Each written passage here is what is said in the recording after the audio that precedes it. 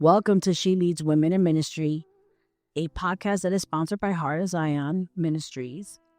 This is a space where we have real talk, raw conversation, and relevant truths for the journey of women walking in this calling with Christ. I'm your host, Iris Leon, and today's episode is one that's going to hit home for maybe many of us, maybe none of us.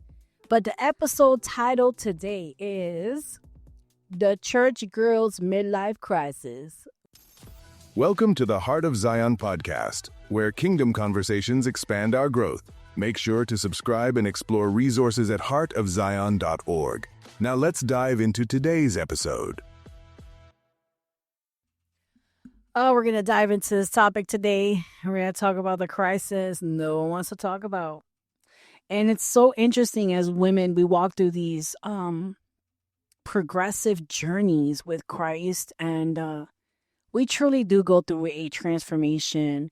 And as much as I want to say, that transformation is hard to see, it's a lie. That is a false lie. Because you will wake up one day and realize that you have completely become something different, someone different. And it might feel bad at first because you don't know how to connect with this person. But we know that in the long run, it is good. So let's acknowledge something right now. This shift is not a rebellion, but it's an awakening. It's not backsliding, even though it tries to get you to backslide because you're so off course. You like the anchor has come out into the boat, and now I'm free sailing and I'm not sure what's happening. But what's really taking its turn in this is that God is evolving us as women, raised or maybe not raised in the church, never learn how to question our faith out loud. We doubt what's treated like sin, but what if our questions are part of our growth? 1 Corinthians chapter 13:11. When I was a child, I spoke like a child. I understood as a child. I thought as a child. But when I became a woman, I put away childish things. Now, I just added that, of course, but it's pretty much what happens when you're walking in this journey, in this moment of the spiritual maturation, and you feel like you're losing your faith. You're really not. You're shedding a version of it that no longer fits our current season. And it's scary and it hurts. It's confusing. It's, we could go into so many what is. But the reality is that we are not losing anything but gaining everything. I want to talk about the guilt, the shame, the fear of asking why or saying I don't know. Means that you failed God. But even in that, if you dig a little deeper, you can find yourself even being mad at God for this moment you realize you're in this midnight crisis and I can't recognize my faith, Lord. Why would you do this to me? Here's a quote. If your theology can't stand up to your reality, then it's time for a deeper theology. And that is an unknown quote. What if God is the one calling us deeper, which we know he is, but he's calling us beyond the tradition, beyond the performance, and into an intimacy? Can I tell you that coming from this place of knowing that he wants a deeper transformation, and I always wonder, why? I know you call many to do this, but why are you so hard or, pressed on for some of us to get it? It just, it's just like that one child that you long to just get it. And it's like, I'm waiting for you to be a victor in this. I'm waiting for your wins in this. And it's like, man, sometimes I just don't have the strength to be a winner. Just I just want to be. Why does everybody else get it easy? And it's like that, the child. Why does everybody else get it to do these things, but I have to do it this way? And it's because there's something more deeply, more profound that is in us that he knows we're capable of becoming. The word to know in Hebrew means yada, to know deeply through experience. This is the part where God is taking us. God wants us to know him, not just know about him. And so we go through this experience so we can get to know him. And man, we war. I know I did. I feel like Jacob, when he's had enough and he walks up into the desert and this angel shows up and he begins to war with him.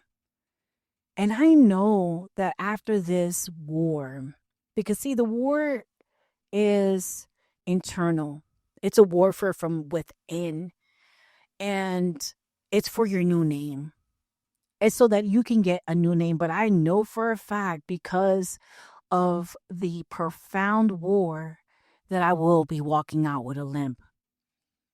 And I don't know, that moment of processing, if I am okay with that or not. I know that I will be at some point, but in this moment, this current moment, I don't know why. It just kind of like, why do I have to have that limp?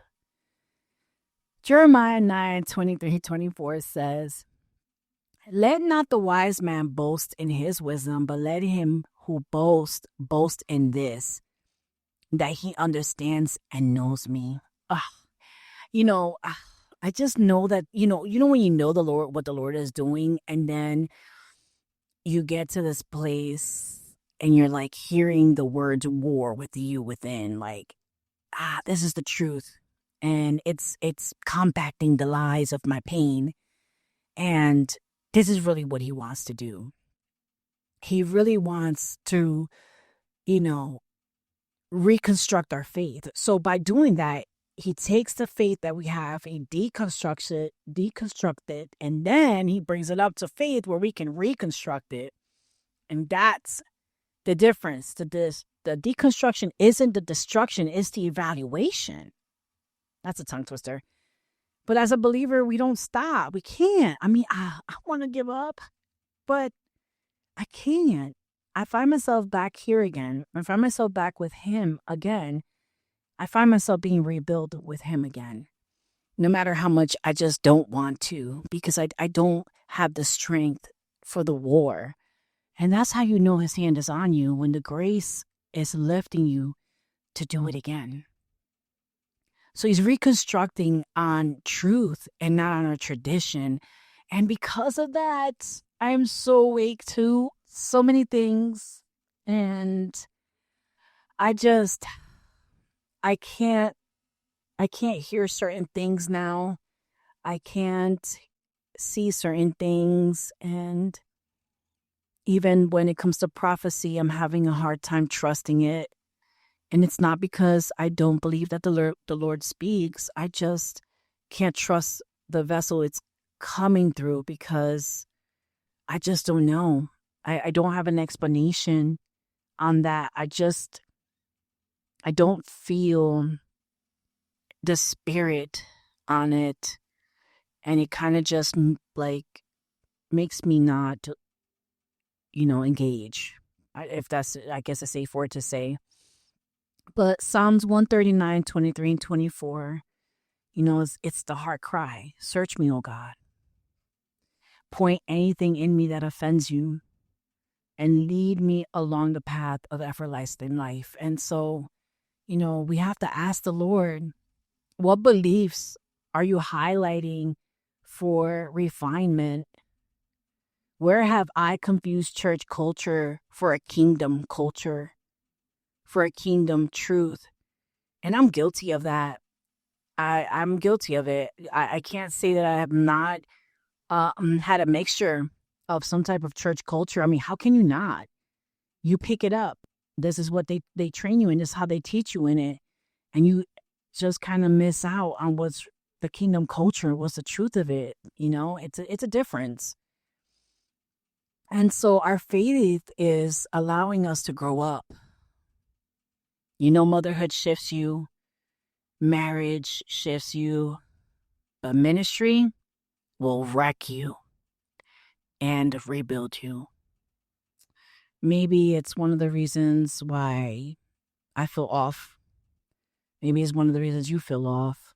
It's because we're becoming who we were always meant to be. Unapologetically, spirit-led, emotionally honest, and mature enough to say, I'm still figuring it out. It's okay to say that. Like, I don't have all the answers. I've always said that. Like, I don't have all the answers, but I do know this. I do know what his word says for times like this. Because God isn't afraid of my midlife crisis.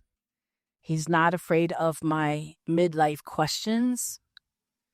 He's not afraid of me saying that I'm mad, and I'm possibly mad at you, because he's in all of that. And he's still calling us. He's still calling us no matter what it is. He's still beckoning us. Not to go back to what was, but to grow forward into what is. And coming outside of the unfamiliar and our routines. We're women who love to have things in order. And you're taking order. You're taking us out of the normal order. Isaiah 43:19 says, for I am about to do something new. See, I have already begun. Can you perceive it? Why is perception so hard? I realized lately as I pondered on the word perception and how many people have perceptions. Everyone's entitled to perceive. But are our perceptions clear? Are they aligned with his vision, his clarity? How tinted is my perception? How is it leading me down places that could possibly be wrong? And so I close my thoughts with this. You're not broken. We're not broken. We're blooming. We're not faithless. We're forming. And I know for sure we're not alone. If this episode has spoke to you, I want to hear from you. Send me a DM, email me, connect on Instagram. If you know a church girl that's going through her own spiritual shift, send this episode to her. Let her know you're not alone and God is working the becoming in her. Thank you for joining me on She Leads Women in Ministry. Be sure, as always, to subscribe, leave a review, and check out our mentorship community and resources at heartofzion.org. Until the next time, keep showing up, keep evolving, and keep leading with grace and grit. Hey, chicas, just want to let you know, if you're tired of the ads coming up on our podcast, you can simply be a subscriber and help us monthly to avoid all these ads. If you become a monthly subscriber, you can easily have these episodes ad-free.